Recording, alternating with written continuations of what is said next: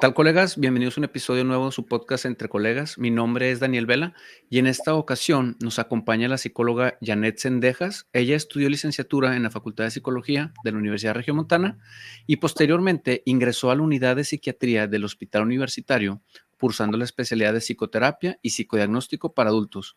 Posteriormente se entrenó en la subespecialidad de psicoterapia y psicodiagnóstico de niños y adolescentes en la misma institución, para posteriormente hacer un máster en bioética con un trabajo de tesis sobre el cuidado prenatal y apego y prevención del maltrato. Actualmente ella cursa el primer año de doctorado en bioética y es el miembro fundador de Salud Mental desde el Embarazo. Bienvenida, Janet, ¿cómo te encuentras el día de hoy? Bien, bien, muchas gracias por la invitación, Daniel, a este espacio para pues seguir difundiendo la salud mental en las mamás y en los bebés.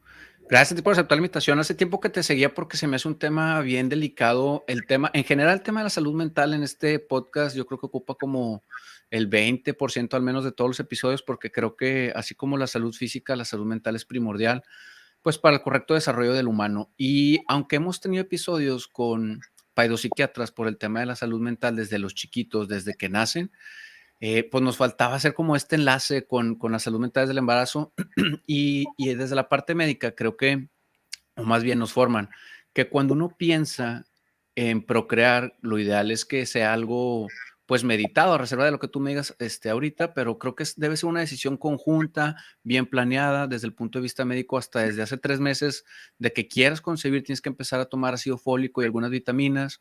Algunos recomiendan hacer ejercicio porque el cambio fisiológico, no solo el mental, va a ser tremendo, entonces hay que estar preparado en el mundo ideal. Muchas veces sabemos que el embarazo pues pasa sin que se den cuenta, pero hablando en el mundo ideal, este tema que tú tratas se me hace muy importante porque me gustaría que me platicaras de la parte mental, desde cuándo, así como yo sé la fisiológica, desde cuándo se debe empezar a trabajar y como cuáles son las herramientas que el hombre y la mujer, porque el embarazo es de dos, aunque la mujer lo gesta, creo que esto es algo de pareja, desde cuándo empieza el tema de la salud mental en el embarazo.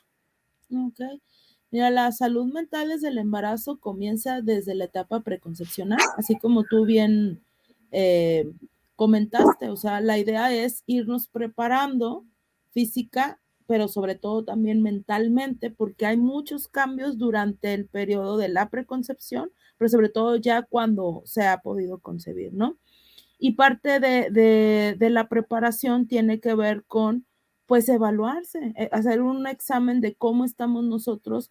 Obviamente, normalmente lo hacen físicamente las parejas, pero mentalmente no. O sea, decir, oye, pues, ¿qué tan preparado estoy? ¿Qué tanto sé del tema?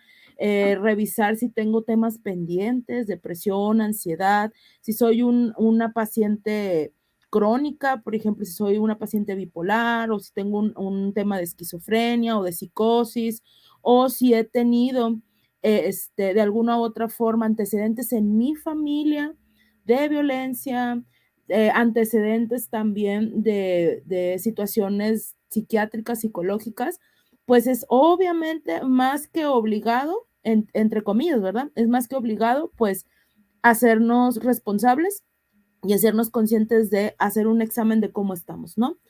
No necesariamente tenemos que llegar a esos extremos. Puede ser también personas o mujeres que puedan tener dudas o preguntas acerca de su capacidad para ser mamás o no, que esa siempre es una duda muy frecuente en muchas mujeres o también en hombres, ¿no? De qué tanto ellos tienen como conocimiento del rol, de los cambios y de lo que van a ocupar dentro del embarazo o ya para la crianza y el cuidado.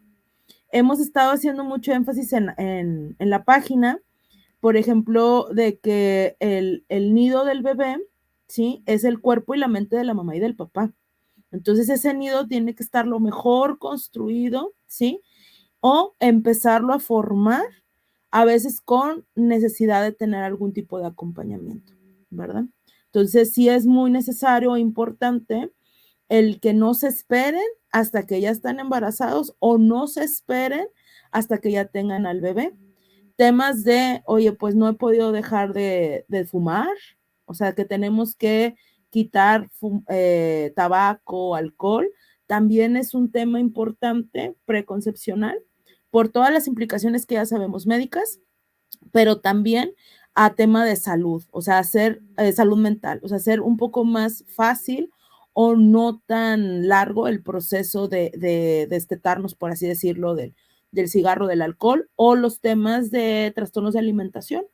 Llámese, oye, pues yo soy una paciente con obesidad, obesidad mórbida o obesidad importante, pues también no nada más es atenderse físicamente, sino también la obesidad tiene un componente mental que hay que trabajar, ¿no? Entonces, pues sí hay muchos temas que involucran la parte preconcepcional que tiene que ver con la salud mental de los bebés en formación y de las mamás o de los papás también.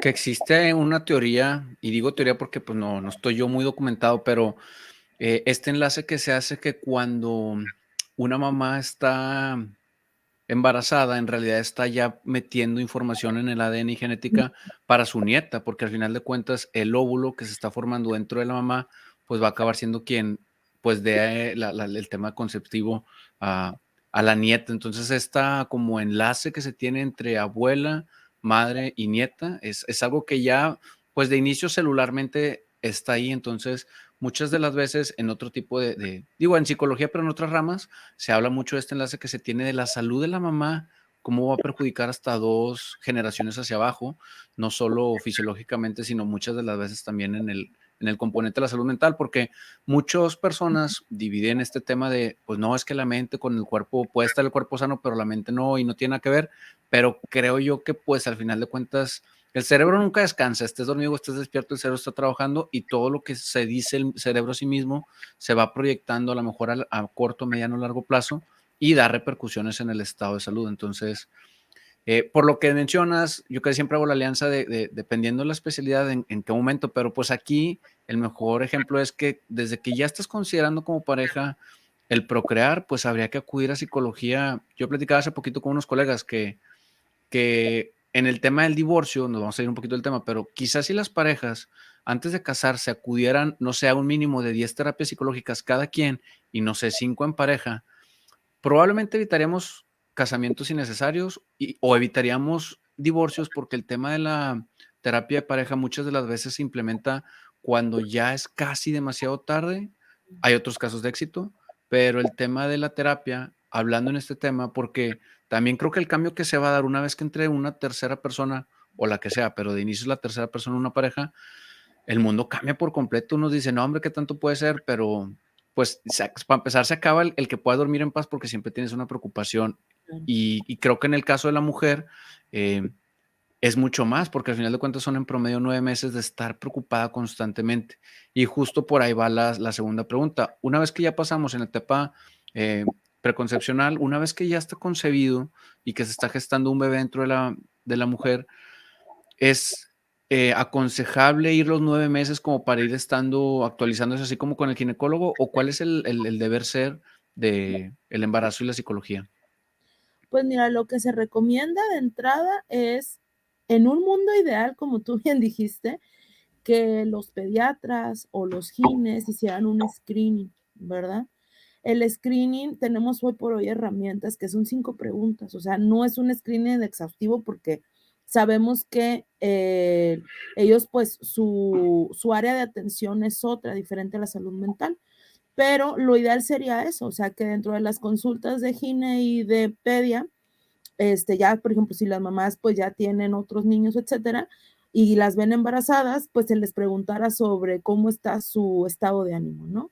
Si se detecta una situación que es anormal o no esperada, pues sí enviarlas al psicólogo perinatal o al psiquiatra perinatal, ya dependiendo de lo que se haya detectado. Eso sería como lo ideal. La cuestión es que pues no pasa así. Normalmente ya vienen los pacientes o las pacientes cuando se sienten muy mal, cuando ya tienen disfuncionalidad, cuando están teniendo problemas para crear y cuidar a sus hijos o para cuidarse a ellas mismas, ¿no? Y dependiendo del grado de disfuncionalidad, es la recomendación de qué tanto o cada cuándo visitarnos. Lo ideal sería que mínimo fuera una vez durante el embarazo para ver cómo andamos, ¿no? ¿Qué temas, dudas o preguntas o para preparar para el nacimiento?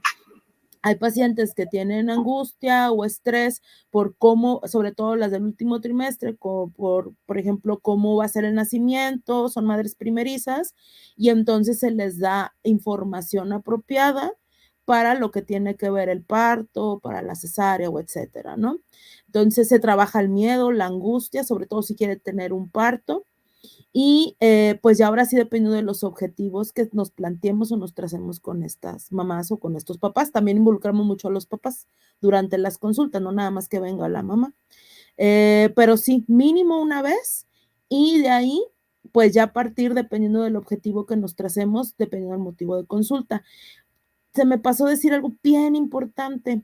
Hay una población con la que trabajamos bastante preconcepcional y ya a la hora de poder tener el embarazo, que es las pacientes con problemas para poder embarazarse. Aquella población que tiene que ver o que se somete a procesos de fertilidad asistida. Ellos, en especial, hace poco lo platicaba con una paciente que viene por ese tema. Debería ser por obligación o por norma enviarlos a evaluación psicológica y psiquiátrica, sobre todo por el estrés que padecen ellos durante los tratamientos y las hormonas a las que se someten a las mujeres y las alteraciones que provoca a nivel de estado de ánimo. Entonces, a ellas, en esa población en especial, tanto el hombre y la mujer, ellos sí hay que darle seguimiento y seguimiento mínimo, mínimo una vez al mes durante todo el embarazo, porque se ha registrado por literatura científica que pues están más vulnerables a trastornos afectivos. Entonces, ahora sí que depende del motivo de consulta, la disfuncionalidad y depende de cada caso, pero mínimo, pues yo sí recomendaría una vez durante todo el embarazo a población que no tiene, fíjense bien, a población que no tiene antecedentes psiquiátricos o que no están sometidos a procedimientos de fertilización asistida. Para los pacientes que tienen alteraciones o que han tenido antecedentes psicológicos o psiquiátricos, ahí sí les recomendamos un seguimiento más cercano junto con los pacientes de reproducción asistida. Es correcto, fíjate, porque al final de cuentas, por ejemplo, parejas que tengan más de 5, 7, 8 años, que lo estén intentando constantemente y que venga la bendición, si se le puede llamar así, de que logren, porque muchas de las veces hasta naturalmente, sin meter a algún especialista, lo logran. Platicas con ellos y es demasiada la ansiedad que tienen positiva, dicen ellos, de que no, es que qué alegría, pero al final de cuentas creo que ese estado mental se lo van a pasar al bebé porque es tanto su deseo y además una vez, o sea, estamos hablando durante el embarazo, pero una vez que nazca también, quizá van a ser más permisivos, quizá por el tema de que fue Mm. tan deseado, con tal de, o sea, por su agradecimiento, por así decirlo. Entonces, creo que también en el posterior, y bien lo dices, o sea, es de pareja, porque al final de cuentas el papá también va a estar súper deseoso, porque entra todo este tema de la culpabilidad de todos los años que no se podía, de quién puede, quién no puede, y nunca queda claro para ninguno de los padres quién es el culpable. De nada sirve saber quién es el culpable y luego que les digan que los dos, creo que a veces es peor. Pero una vez que ya se tiene la concepción, es complejo manejar el tema de las emociones y de poder entender que aunque pasó mucho tiempo, pues es un bebé y hay que tratarlo como si hubiera sido bien fácil tenerlo, creo yo, porque si no luego les transfieres demasiadas ansiedades o muy acelerados al bebé. Lo que Y el más, otro tema, adelante. te interrumpa, lo que más se reporta en la literatura es que cuando nace el bebé de estas personas que fueron a proceso de reproducción asistida, se da algo o se crea un vínculo ansioso y es miedo a la pérdida. Entonces, si tú no pudiste concebir, necesitas tratamientos extras, ahora depende de cómo te haya ido, si no has tenido pérdidas o abortos repetitivos, se logró el embarazo, sigues con miedo, la mayoría que yo he visto siguen con mucho miedo a los embarazos, miedo a las pérdidas durante el embarazo, la gestación, pues eso, si no está trabajado, se traslapa a la crianza. Entonces impide el desarrollo de los niños por tener un apego ansioso. Entonces sí vale bastante la pena pues ayudar a las mujeres y a los hombres a que no queden con tanta angustia a la pérdida, que no queden tan estresados para que puedan crear y cuidar pues lo mejor posible a sus hijos. Que justo una amiga decía que un familiar de ella había tenido Pues muchos problemas durante el embarazo de fisiológicos. Una vez que nace, su bebé, nace con un tema ahí pues, de salud, por no decir qué es, y eso hizo que nunca más quisieran tener hijos. Y creo que también, aunque la mujer está decidida por este tema, es difícil tratar cuando, pues, el hombre quiere seguir teniendo hijos y se tiene que llegar a un mutuo acuerdo de, pues, por el temor que me produce a mí, lo ideal es no buscarlo, pero creo que también ahí, el que tome la decisión, porque luego puede ser que se tome la decisión de sí buscar un segundo bebé, pues ahí sí sería indispensable, como bien decías tú, y justo para eso va la pregunta de también las personas que tienen trastornos psiquiátricos, pues por derecho humano deberían de poder procrear. Es un poquito más el tema delicado del seguimiento, pero muchas mujeres tienen este temor de que no, pues es que si estoy tomando medicamentos, ¿qué le voy a hacer a mi hijo? ¿Qué calidad de hijo voy a tener? Y aunque a lo mejor el psiquiatra diga, oye, pero llevas estable ya a lo mejor años, está latente, pero pues al final de cuentas es válido, pero es tanta su carga emocional de culpa que no lo permiten. Y qué bueno que mencionas este tema, porque al final de cuentas creo que se puede de la mano de varios especialistas el buscar el tema de tener hijos, ¿no? No está prohibido tener hijos por tener enfermedades psiquiátricas. No, no, no está prohibido. Hay diferentes protocolos que mi compañero psiquiatra, el doctor Fernando Valleza, utiliza y que están también considerados a nivel científico, ¿no? De cómo poderles ayudar a la toma de decisión. O sea, es bien interesante la parte de preconcepcional con los pacientes que tienen algún tipo de enfermedad o de trastorno psiquiátrico, de cómo poder planear los embarazos. Eso está bien interesante. Y también cómo ayudarles a llevarlos a cabo sin tanto riesgo, ¿verdad? Recordemos que, bueno, existen diferentes tipos de tratamientos, de medicamentos. El doctor pues nos puede dar más luz sobre ese tema en algún momento si ustedes gustan, pero pues es algo que la población, qué bueno que lo comentas, pues debe de saber, o sea, que no estás como excluida o que no, o que es algo imposible o negligente.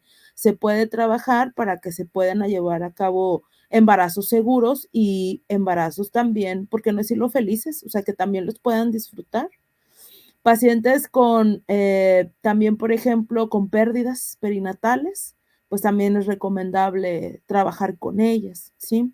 Trabajar con ellas para que puedan también después volver a disfrutar a sus bebés o con trauma o que han sufrido violencia. También es otro tipo de población que trabajamos mucho o muy cercano, ¿no?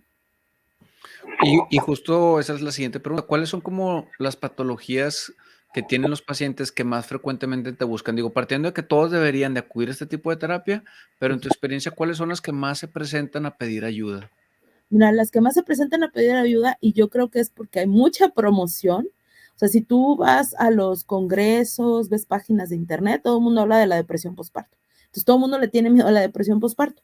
A la hora de hacer una buena evaluación clínica, vas a ver que muchas no tienen depresión postparto, tienen o padecen más bien más ansiedad y depresión desde el embarazo. Entonces, la mayoría de las pacientes que nosotros vemos o que atendemos pues padecen trastornos de ansiedad desde el embarazo, trastornos depresivos desde el embarazo. Esa es la consulta casi que el pan nuestro de cada día en la consulta, ¿no? Pacientes que tienen problemas o dificultades para llevarse bien con sus hijos en el posparto o mujeres en posparto que no se han adaptado, también es parte de los motivos de consulta más frecuente. En menor medida, pacientes bipolares, esquizofrénicas o que han tenido o cursado con psicosis. Esas son las que más ha atendido mi compañero, ¿no? Mi compañero psiquiatra y sobre todo para el tema que comentaba, de cómo el preconcepcional, cómo ir organizando, cómo ir planeando estos embarazos. Pacientes con violencia, ¿sí? No es una entidad nosológica tal cual del DSM-5, pero sí está, bueno, hay una categoría para valorar violencia, ¿sí? Pacientes con violencia, cualquier tipo de violencia, y pacientes también que han tenido trauma en cualquier tipo en su historia de vida, sobre todo que sea producto de abuso sexual, también han venido con nosotros con frecuencia. Ya digo, a nivel mundial, pues hay diferentes tipos de alteraciones en menor medida que se han considerado y que han venido con nosotros también en nuestra población. Trastornos de alimentación, que ese también es un tema que es complicado y difícil detectar, pero sería muy interesante e importante hacer cada vez más conciencia. Anorexia y bulimia, ¿sí? Y bueno, consumo o uso de sustancias, ya sea marihuana o ya sea heroína. Ok. Hemos hablado como de la parte más dura, creo yo, de salud mental del embarazo, pero creo que también debe haber la parte positiva y es a lo que tú te dedicas y lo que ejerces. ¿Cuáles serían como por poner un número, los 5 tips que más recomendarías a las personas, bueno, a las mujeres que están embarazadas, que incluso a las parejas, de cosas que practicar, qué hacer en el día a día para mejorar, como el tema de refuerzos positivos se me ocurre, pero cómo mejorar el tema de la salud mental durante el embarazo? ¿Qué es lo que más deberíamos de estar haciendo? Lo que más deben de estar haciendo es informarse sobre todo la parte de el nacimiento. Casi siempre todas, o sea, eso ya está bien, pero bien evaluado a nivel mundial, las preocupaciones más frecuentes de las mujeres durante el embarazo y tiene que ver con el desarrollo de su bebé, tiene que ver con el parto y la cesárea, ¿sí?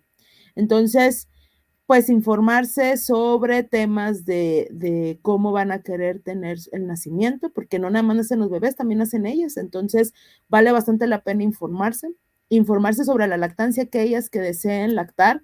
No se les ocurra, si alguien me está escuchando y está embarazada ahorita, no se les ocurre informarse ya cuando están embarazadas, digo, cuando están ya en el posparto. Háganlo antes, porque disminuye mucho el estrés.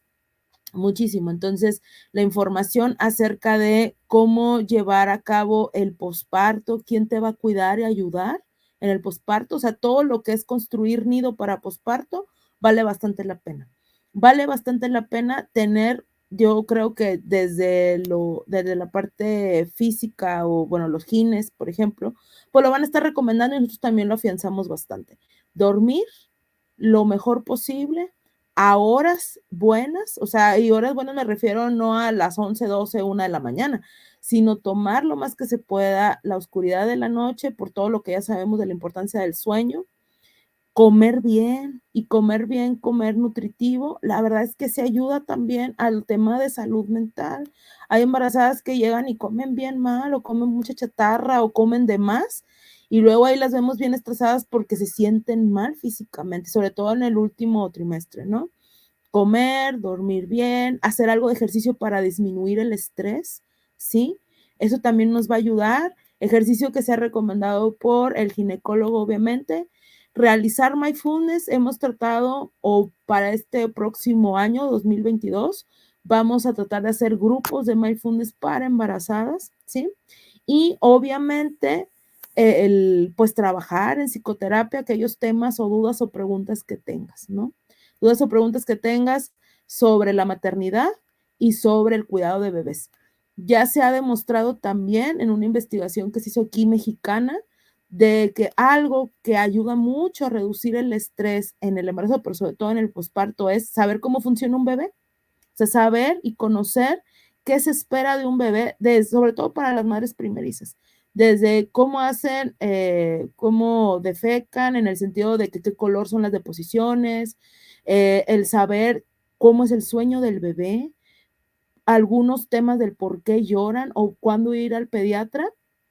Uno dice, bueno, pues ya cuando llegue o no, o qué tan difícil es esto. La verdad es que teniendo el bebé, estando estresado, no durmiendo bien, no comiendo bien y con la herida de la cesárea o con terminando el parto, pues obviamente eso se hace más estrés y más estrés y más estrés. Entonces, si tenemos a papá, a mamá, a tía, a abuela, a personas que nos acompañen informadas, nos van a calmar y obviamente va a ayudar también para el posparto. Y si tú te fijas, hablo mucho del posparto y hablo mucho del posparto dentro del embarazo, porque lo que más estresa a la embarazada a veces no es ni el propio embarazo, es el posparto, o sea, ¿qué voy a hacer o cómo le voy a hacer, no? Para el tema de embarazo, muchas mujeres ya tienen información de los cuidados básicos, ¿no? Alimentación, sueño, qué actividades pueden hacer y qué no. La recomendación de oro que siempre hago es, por favor, atiendan a los tiempos de su cuerpo, escuchen a su cuerpo. ¿Y qué quiere decir esto? Guarden el reposo del sagrado posparto, porque ayuda mucho, en serio ayuda mucho al cuerpo y a la mente. Guarden los tiempos del embarazo también, cuando son tiempos de descanso, aquellas mujeres que son como muy workaholic o les gusta mucho trabajar, vamos a tener que ir adaptando y reorganizando las actividades del día a día, poquito a poquito, desde el embarazo, para que cuando llegue un posparto, pues obviamente no nos agarre en curva y no nos estrese tanto.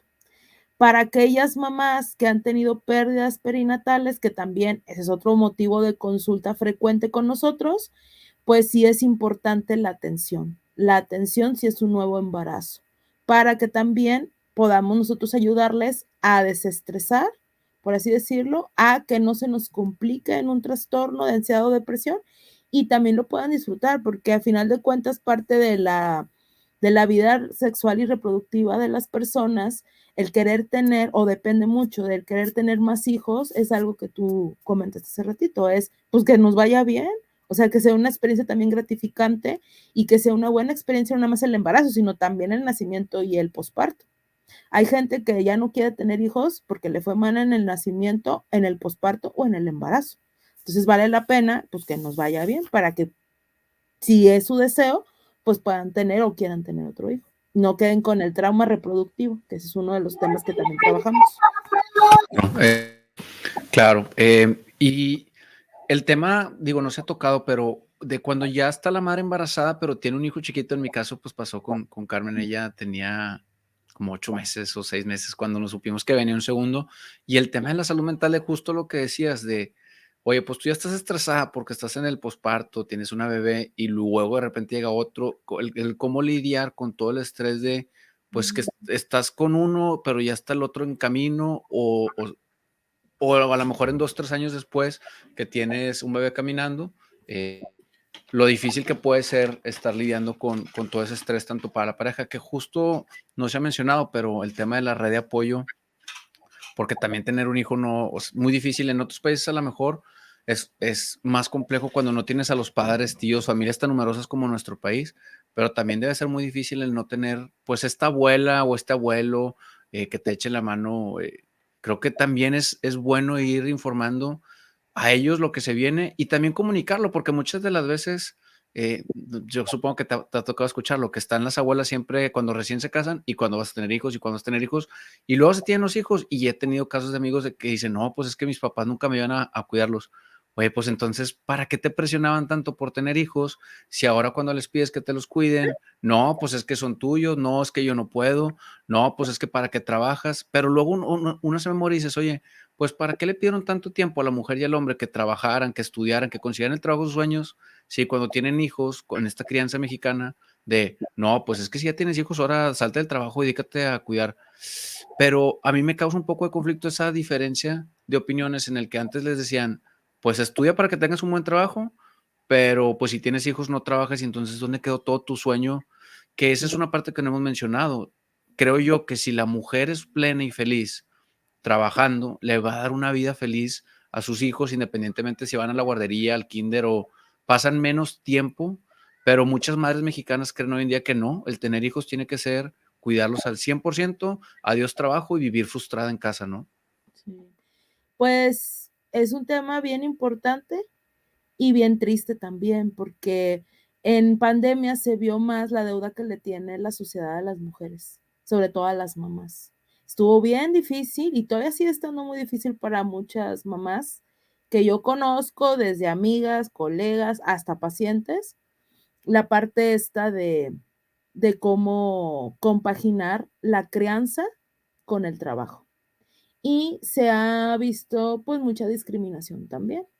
Mujeres que despidieron porque pues no estaban dando el kilo, como dicen, por tener que cuidar a sus niños estando en pandemia, estando en casa. Entonces sí es una deuda que se tiene a nivel no nada más de sociedad, sino bueno, me refiero a nivel también gubernamental y a nivel también de empresa, ¿no? La ley laboral.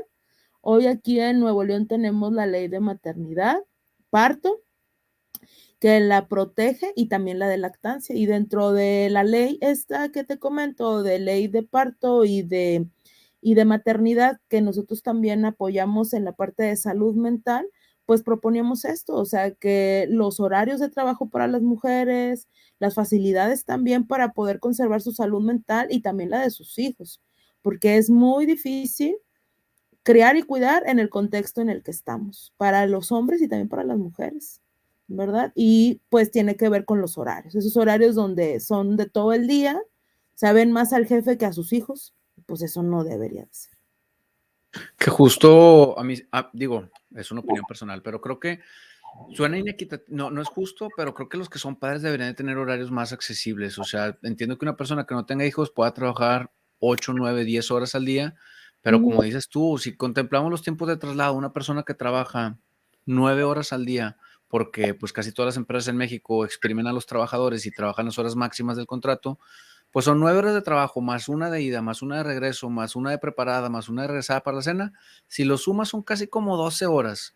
Entonces, por ejemplo, cuando empezó pandemia, y regresando a este ejemplo, a mí me cerraban las guarderías y decías, oye, ¿y cómo le hago si mi mamá cuida a otros sobrinos, si mi suegra cuida a otros sobrinos, y yo tengo 2 hijas, y luego no hay guarderías?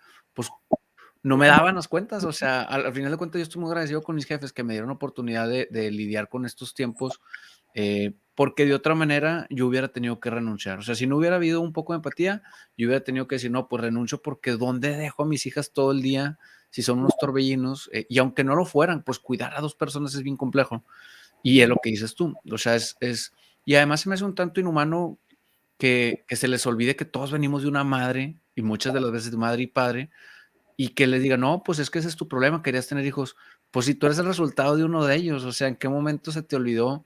Y apenas están dando este paso de que la paternidad, cuando recién se tiene un hijo, te den los 90 días como padre, porque al final de cuentas para mí es algo totalmente fuera de este mundo que una mujer le dé 90 días y cuando se alivie, como bien decías tú, de una cesárea, que es lo más doloroso, a los 5 días el papá tiene que regresar a trabajar. Oye, pues si la mujer apenas se está pudiendo bañar, en mi experiencia, y de repente la deja sola en un mundo donde puede ser que no tenga mamá y a lo mejor no tenga hermanas, pues, ¿y ahora quién la va a cuidar? ¿Qué calidad de vida? Comparando en Alemania, y ya ahí la cierro, Alemania les da a veces hasta 2 años pagados a la madre, con tal de que se aboque a la salud de su hijo, porque sabe que va a disminuir el costo del pediatra, de enfermedades mentales, de todo lo que va a repercutir si está al 100% la mamá con un salario que no le preocupe la lana, a que si pasa como en nuestro país, que pues oye, en 90 días tienes que trabajar y a lo mejor no va a poder regresar, ¿no? Sí, ¿no? Y eso es caldo de cultivo para, como bien dijiste, psicopatología. Y yo lo veo en los niños que vienen. Oye, ¿dónde está papá? ¿Dónde está mamá? Pues todo el día está el pobre niño en la guardería.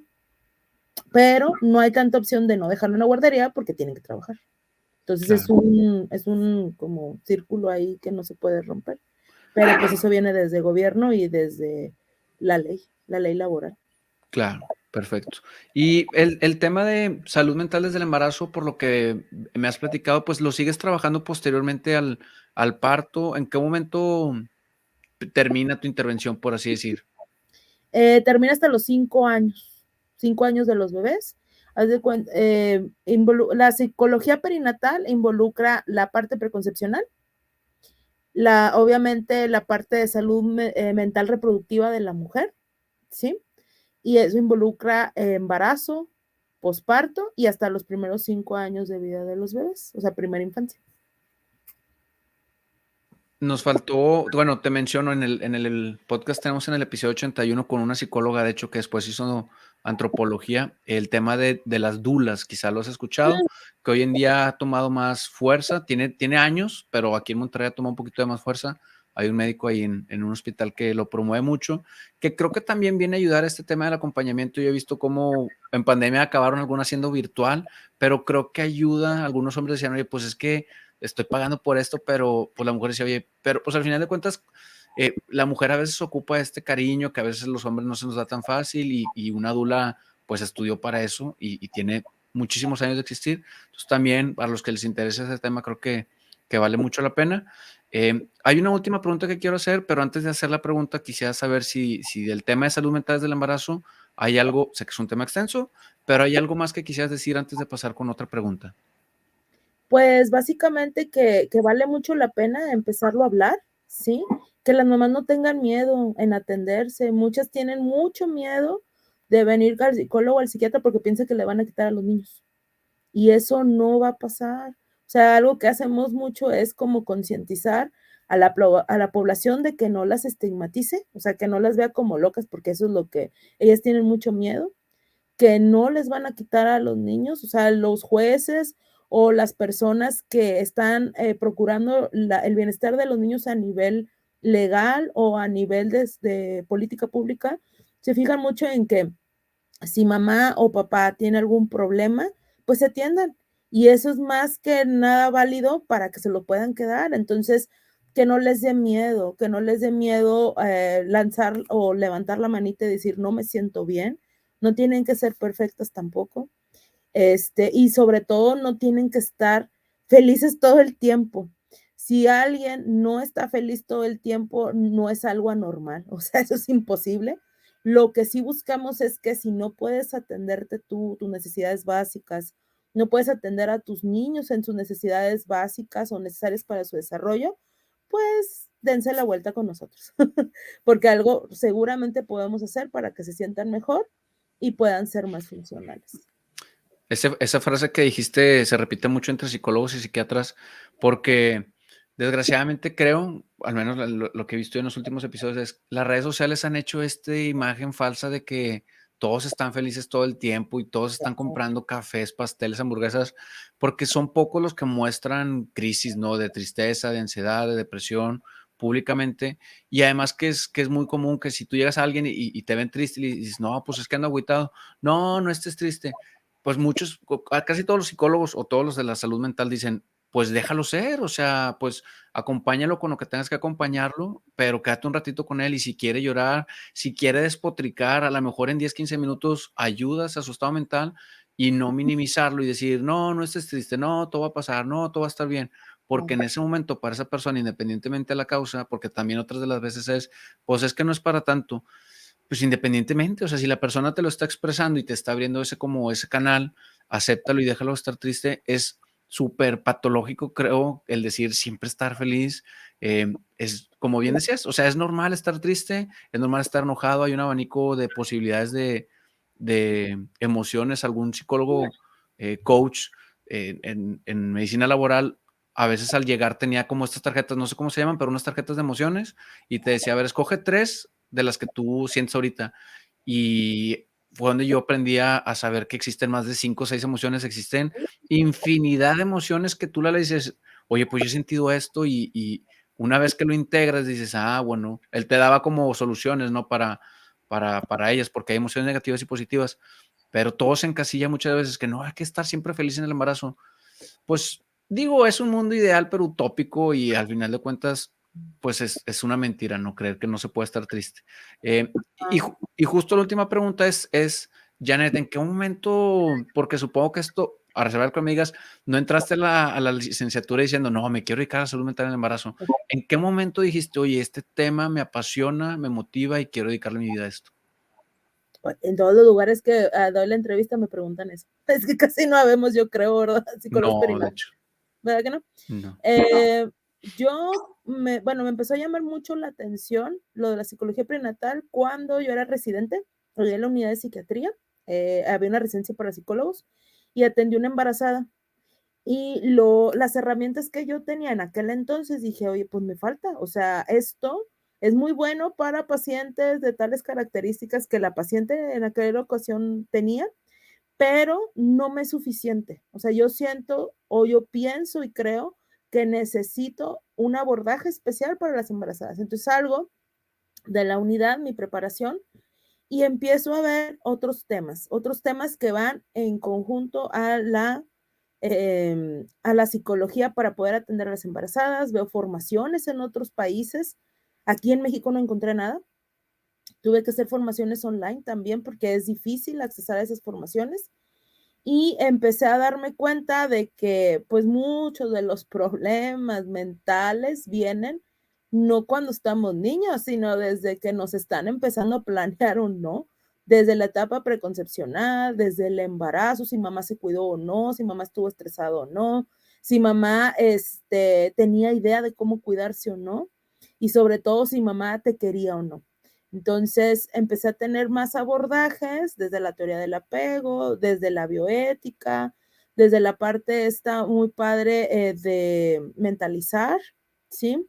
Desde mindfulness, empezamos a actualizarnos en los abordajes y hacerlos cada día más integrales para poderlas atender, con la mirada y la esperanza de que pues estos niños, que pues ya, ahí tenemos varios niños nacidos de cuando empezamos nosotros, ya tenemos 7 años, entonces ya a veces me vienen y me saludan y así, pues tengan una mejor historia en sus vidas, ¿no? Tengan una mejor calidad de vida y se lleven mejor con los papás. Y pues ahí la llevamos. En mayo fue en este año, mayo fue el mes que más tuvimos bebés nacidos. Tampoco vienen muchas embarazadas, vienen más mujeres en posparto, también hay que decir esa parte. Ya es cuando les aprieta el zapato, como decimos aquí en México, que dicen, ¿qué hago con este niño? No me estoy llevando bien con él. Pero en mayo tuvimos 6 nacimientos y con complicaciones, como tú no tienes una idea, entre depresión, ansiedad, embarazos de alto riesgo, fue lo que más vimos en pandemia también. Se me estaba olvidando decir esa aspecto de la psicología prenatal. Mamás encamadas, literalmente, he tenido en toda la pandemia como 4, así que no se pueden mover por riesgo por alteraciones también fetales que puedan tener los bebés. Entonces, pues ahí poco a poco estamos siendo como conciencia, cada vez más vienen, cada vez, pero pues sabemos que hay muchas que por ahí andan, que no se animan por todo el tabú y el estigma, y que pues esperemos que poco a poco, pues a través, por ejemplo, de estos medios como el tuyo, como el de nosotros y el de otros colegas, pues podamos hacer como más conciencia de que se atiendan. Me llama mucho la atención, en teoría no íbamos a hablar de ese tema, pero esta frase que dijiste de ya no me estoy llevando bien con este niño, porque justo en los episodios de pedopsiquiatría mencionábamos que muchas de las veces cuando el niño tiene comportamientos extraños, se suele decir es que tienen que llevar al niño con el psiquiatra o con el psicólogo, o tienen que llevar al niño a terapia. Pero en mi opinión y en mi experiencia, creo que muchas de las veces quien tiene que ir a terapia es el padre, la madre o ambos, porque seguramente están proyectando en el hijo algunas emociones que el niño pues acaba replicando en donde se desempeñe y creen que el problema es el niño, que puede que sea, pero creo que la raíz es la que se debería de tratar porque si hay un patrón muy notorio en el niño, pues al final de cuentas, mientras no corrijas, quien lo está educando todo el día no va a corregir este tema, ¿no? Así es. Pues hay una frase, un dicho muy bueno que dice, hijo de tigre pintito, ¿verdad? Claro, perfecto. Janet, pues prácticamente hemos cumplido con los objetivos que tenía para este episodio. No sé si hay algo más que quieras decir antes de terminar y cerrar con el episodio. Pues muchas gracias por la oportunidad de seguir como haciendo prevención, ¿verdad? Para la salud mental. Nosotros hemos visto, como te comentaba, pues sí vemos los resultados de lo que hacemos. Y a veces cuando vemos ya pacientes adultos decimos, híjole, si hubiera venido de niño o de adolescente. Y ahora decimos, si hubiera venido desde que su mamá hubiera estado embarazada, esto hubiera sido diferente. Y ahorita tenemos la oportunidad de hacer eso. O sea, ya no esperarnos a cuando tiene 5 años o ya no esperarnos a cuando tiene 2 años, o sea, ya los podemos ver desde el embarazo, ya los conocemos desde el vientre. Y eso es bien bonito cómo les podemos ayudar a ellos y a sus papás a cambiar sus historias. Entonces, si nos están viendo, son mamás, son papás, pues sepan que hay una rama de la psicología y de la psiquiatría que los puede ayudar y no nada más de cuando nació el bebé, sino desde antes. Claro, muchas gracias. Creo que a veces es más importante, muchos padres hoy se preocupan por este fondo de inversión para las universidades, para cuando sus hijos tengan 20 años, pero no invierten nada en los primeros, todos los psiquiatras mencionan que los primeros 2, 3, 4 años son súper vitales en el lenguaje, en el motor, en el mental. Entonces creo yo que en vez de estar, bueno, si se pueden las dos, que mejor, pero mejor invierte en que ahorita los primeros años de tu hijo se forme lo mejor que pueda para darle las herramientas para toda su vida a que busques una universidad que a lo mejor por el mal desempeño o comportamiento el niño ni siquiera tenga la oportunidad de acudir a una universidad. Entonces, muchas gracias por todo el conocimiento que nos has compartido. Para mí es información muy valiosa, espero que para todos. De nuevo, gracias por aceptar la invitación, y a todos los colegas que han llegado hasta este punto, les agradecería que compartieran este episodio en sus redes sociales para poder llegar a más personas y crecer esta comunidad. Hemos llegado hasta aquí, nos vemos la próxima semana a seguir viviendo nuestra